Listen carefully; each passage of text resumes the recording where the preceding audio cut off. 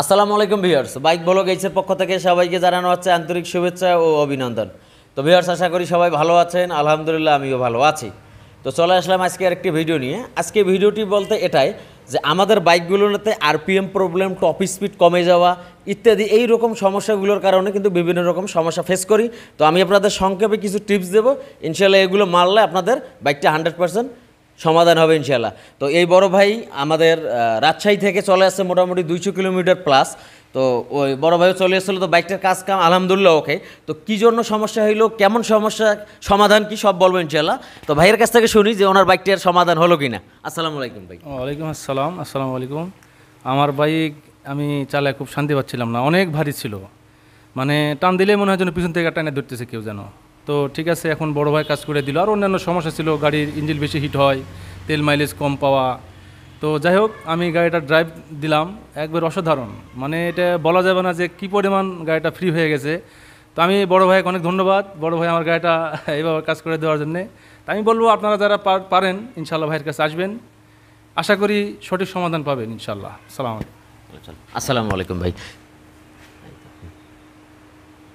তো ভিউয়ার্স, একটা আপনারা জিনিস দেখেন যে এই ভাল্বের এই অংশগুলো ফ্রেশ, বাট এই অংশটা দেখেন আপনার মরিচে পড়ে গেছে। এটাই হলো এই বাইকটার মূল সমস্যা। সমস্যাটা হয়েছিল আপনাদের বাইকের রেডি পিকআপ কম, টপ স্পিড কম, মানে ইঞ্জিন প্রচুর হিট হওয়ার বিষয়গুলো এই ভাল্ব থেকে আসে, কার্বোরেটর থেকে আসে। আমরা কার্বোরেটর উইথ ভাল্ব দুইটাই অ্যাকুরেট করছি। তো এটার এই বড় ভাইয়ের হেডের গেস্কিট থেকে লিক করছিল। তো এই নিয়েই সম্ভবত সার্ভিস সেন্টারে কাজ করাইছিলেন ভাই, না? সার্ভিস সেন্টারে আপনার এত পরিমাণে গেস্কিট আটা দিছে, ভাই তো ছিল, মানে আমরা সিরিজ পেপার দিয়ে ঘষে তুলতে পারি নাই, এত পরিমাণ আটা দিছিল। তো দেওয়ার কারণে আটা যখন বেশি হয়ে যায়, এখানে থিকনেসটা তো কম, তো আপনার ভাল্বের অংশে চলে গিয়ে ভাল্বটা আপনার বাঁকা হয়ে গেছে, এক জায়গায় মিস করছে। এই জন্য আপনার বাইকটা আরপিএম স্টার্ট দিলে দেখা গেল যে আপনার বারে থাকে, অ্যাক্সেলারেশন যখন টান দিচ্ছেন, ছেড়ে দিচ্ছেন, আপনার স্টার্টটা বন্ধ হয়ে যাচ্ছে, এরকম সব রকমের সমস্যা ছিল। এক কথায় বাইকটির কোনো মজা ছিল না। তার সঙ্গে সঙ্গে গিয়ার শিফটিংয়ের প্রবলেম ছিল। তো আলহামদুলিল্লাহ আমরা ওটাও ওকে করে দিলাম। তো এখানে বিষয়টা হলো যেটা আমাদের আরপিএমের প্রবলেম দুইটি কারণে হতে পারে। একটা হলো কার্বোরেটর, দ্বিতীয় নাম্বার হলো ভাল্ব বা ক্যাম রকারের ক্ষেত্রে হতে পারে। তো ভিউয়ার্স, আশা করি আপনারা বুঝতে পারছেন, যদি এইরকম সমস্যা হয়ে থাকে, কার্বোরেটর আপনার ভালো আছে, 2-3 বার ক্লিন করার পর হয় না, সেক্ষেত্রে আমি মনে করি যে ভাল্বগুলো চেক দেওয়া আপনাদের জন্য বেটার হবে। এই যে আমাদের হাতে যে এক্সস্ট ভাল্বটা দেখতেছেন, এই ভাল্বটার অবস্থার একদম খারাপ। তো ভাল্ব যদি লিক করে, সেক্ষেত্রে আপনার বাইকের টপ স্পিড, আরপিএম প্রবলেম ইত্যাদি কোনো সমস্যার সমাধান পাবেন না। তো আশা করি বুঝতে পারছেন, এইরকম সমস্যা হলে আলহামদুলিল্লাহ আপনারা এই কাজগুলো করবেন, সমাধান হবে। আরেকটা বিষয়, আমরা অনেকে একটা জিনিস বলি বা আমি আসলে দেখি যে আমরা অয়েল ফিল্টারটা যখন পরিবর্তন করি, আমরা ইঞ্জিন অয়েল দিয়ে ভিজা রাখাই লাগাবো কিনা শুকিয়ে লাগাবো গাড়িতে সেট করব। তো এটা আপনাদের অনেকের কনফিউজ আছে। এখানে একটা বিষয় বলি, এই অয়েল ফিল্টারটা কিন্তু ইঞ্জিন অয়েল দিয়েই ভিজানো থাকে। তো এখানে এক্সট্রাভাবে অয়েল দিয়ে ভিজে লাগার কোনো প্রশ্ন দেখি না। একটা জিনিস আপনারা দেখবেন, এই নাট 3টে খুলে বাইকটা শুধু সেলফ দিবেন, সেলফ দেওয়ার সঙ্গে সঙ্গে দেখবেন একদম মোটরের থেকে দ্বিগুণ স্পিডে আপনার ইঞ্জিন অয়েলটা অয়েল ফিল্টারে চলে আসবে।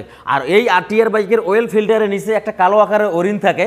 এই অয়েল ফিল্টারটা যখন আপনারা পরিবর্তন করবেন, দেখবেন যে ওর ভিতরে একটা কালো আকারের ওরিং দেওয়া আছে কিনা, এই বিষয়গুলো দেখবেন। তাহলে আপনার দেখা গেলো যে হেডে বা ক্যাম রকারে আপনার ইঞ্জিন অয়েলটা ভালো পেলে বাইকের সাউন্ডটাও একদম 100% স্মুথ হবে।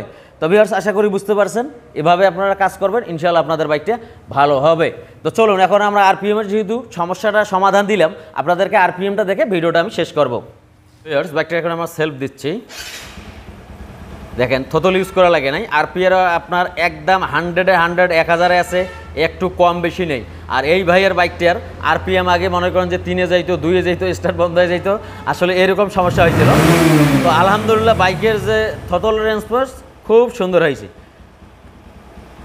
খুব সুন্দর হয়েছে। তো ভিউয়ার্স, ভিডিওটি ভালো লাগলে অবশ্যই লাইক করে দেবেন, মূল্যবান মতামত কমেন্টস করে জানাই দেবেন। সবাই ভালো থাকবেন, আল্লাহ হাফেজ।